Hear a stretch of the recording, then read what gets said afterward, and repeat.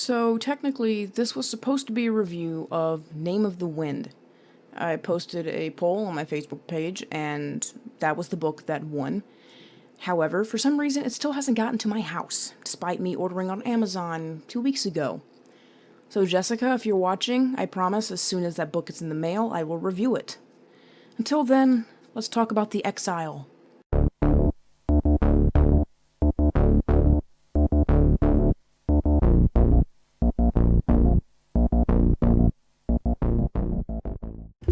My cutoff date for my top 10 lists at the end of the year is November 1st.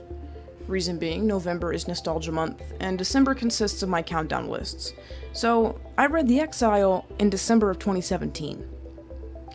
The Exile was written by James Patterson and Alison Joseph. James Patterson falls into the Stephen King camp of writers' fame. Even if you aren't much of a reader, you still know who he is. Alison Joseph is a British crime novelist best known for her Sister Agnes mystery series and the writing of some Agatha Christie mysteries. Patterson often writes with a co-author, which I think is actually pretty cool. It's not easy to get your foot in the door when it comes to being an author, so the fact that he uses some of his writer's fame to help piggyback other authors is pretty cool. He's also, in my opinion, one of the most versatile writers working today. I can't say he really clicks with me, but I have a lot of respect for him. Though, if this is your first Patterson novel, I can see it putting you off of any other of Patterson's works because it is a mess of a book. So the synopsis is, a disgraced detective, Finn O'Grady, is called by an ex-lover begging him to protect her and her son from a supposed curse that has claimed the life of multiple family members. That's basically it. You find out the curse is actually the town's crooked law enforcement wanting to knock off all of Brody's family so they can utilize an inheritance. At least, that's what I got from this. Pretty sure I lost consciousness trying to get through this thing. Now believe me when I say, there is nothing remotely salvageable about this book. The only remotely decent thing I liked was Brody's son's nanny, Vera, but Patterson and Joseph managed to fuck her up too. Anyway, let's start from the beginning. When I reviewed Gwendy's Button Box, I commented how Chizmar and King mesh well together as writers. I could tell King wasn't the primary writer, but Chizmar held his own. The Exile is a different story altogether. You can tell where one writer cuts and the other one begins. How? Because it goes from being an outright headache-inducing mess to a semi-intelligible mess, starting about halfway in. I'm going to say that for the first half, it was written by Joseph, and the latter half was written by Patterson because I've read a couple of Patterson's works, and I noticed similarities between the latter half and his usual writing style. Seriously, starting at chapter 17, you can tell another author took the reins because it changes entirely. Let's talk about the first half, shall we? My pet peeve of not signifying internal monologues rears its ugly head here. Sometimes. Much like in Mr. Mercedes, there are multiple instances of Finn thinking to himself that is smushed into the narration with no indication or indentation, making it very difficult to read in certain places. But out of the blue, the writer suddenly starts using italics in chapter 2. Only to revert back to the original usage later on. It's really confusing.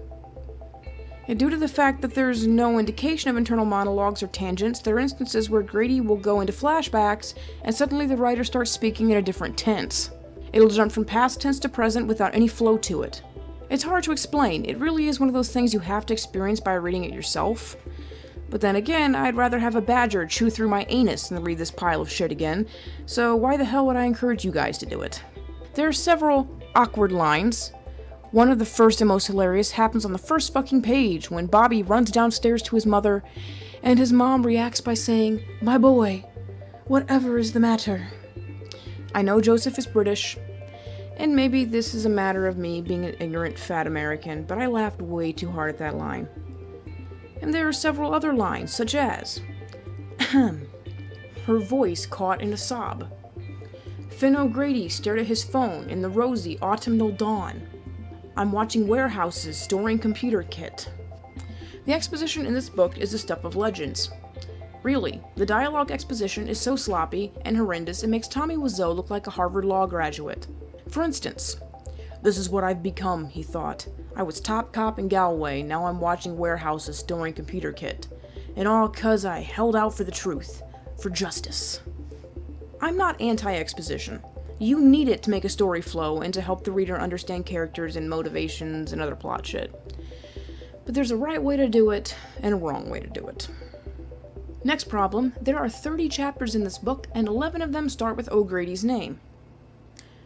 Chapter 4, Finn O'Grady sat in the shabby office. Chapter 5, Well, O'Grady, you got away with it. Chapter 6, O'Grady leaned back in his airline seat. Chapter 7, O'Grady was glad he upgraded his hired car to an Audi A3. Chapter 9, O'Grady walked ahead with Bridie a few steps behind him. Chapter 10, O'Grady's Audi screeched to a halt. You get my point. I wouldn't mind so much if the book was longer, but it's incredibly short, with some of the chapters being only half a page long. Because of this, the constant repetition of O'Grady leaned back, O'Grady was glad, O'Grady shoved a finger up his ass, gets really repetitive and noticeable. In the first half of the book, there are several paragraph breaks where they aren't needed. There are many single sentences that could have been combined into a paragraph. There's even a spot where O'Grady is talking to his ex-girlfriend. She starts speaking and they don't indent to indicate a different person talking. Okay, I need to stop nitpicking because this could go on for 20 minutes.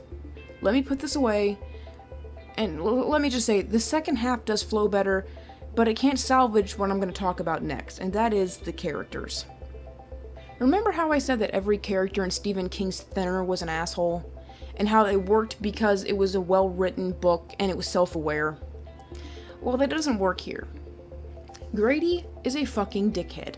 He is a pouty, angsty asshole who is angry he got framed for a murder and dumped by his girlfriend because he didn't want children, but she did.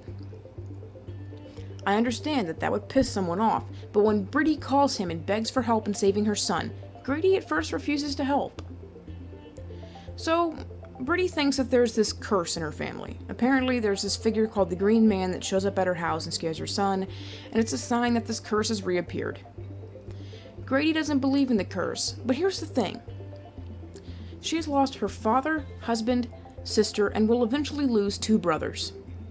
Grady knows how horrible her life has been. He knows she's desperate to save her son, who is the only thing she has left that ties her to her late husband. He supposedly still has a thing for her, and yet he has to be convinced to help her. When she tells him, please help, if not for me, for my little boy, he literally thinks, well, he's not my kid. This guy would be right at home in a fucking Twilight book. That's how angsty and bitchy he is. Patterson tries to save him in the latter half. At least I think it's Patterson that takes over the latter half. Who knows, maybe he was high on shrooms and Joseph saved it. Regardless, Grady goes from being a needy little puke stain to a stereotypical mystery detective in the latter half, which is better, I guess, but I can't help but remember the heartless douchebag side of him. As for the other characters, you have the stereotypical corrupt police chief. You have Bridie's brother Sean, who shows up, acts like an asshole, and then dies. Anyone else is just a nothing character with nothing to them that makes them memorable. And then there's Bridie, who is by far one of the worst female leads I've ever seen in a book. Her entire personality is crying. Just her going, oh, my baby, save my baby. Oh, my brother's dead. Boo-hoo. Oh, no. As I'm writing this, I'm trying to think of one thing that makes her remotely appealing, and I can't. She loves her son? And I mean, as for her kid, he's just as whiny as she is, so he's a nothing character too. The plot itself is nothing bad, but nothing good. And when you think it's all going to end, when you think it's going to be done, the corrupt police chief is dead and Bridie and her whiny little shit kid are safe, suddenly they tack on this last-minute drama about how Vera, the boy's nanny, was actually raped by the family patriarch back in the day. So she was the one who dressed up like the Green Man, and she kidnaps Bobby to get back at Bridie's family. Then they confront her and rescue the boy, and she tosses herself off a cliff. They took Vera, a woman who was kind of sage-like, who cared for Bridie and her son, and who was the only decent thing about this book, and turned her into a psychopath at the very last minute. They shit on the only good thing this novel had to offer. The Exile gets a 0. Were you expecting anything better?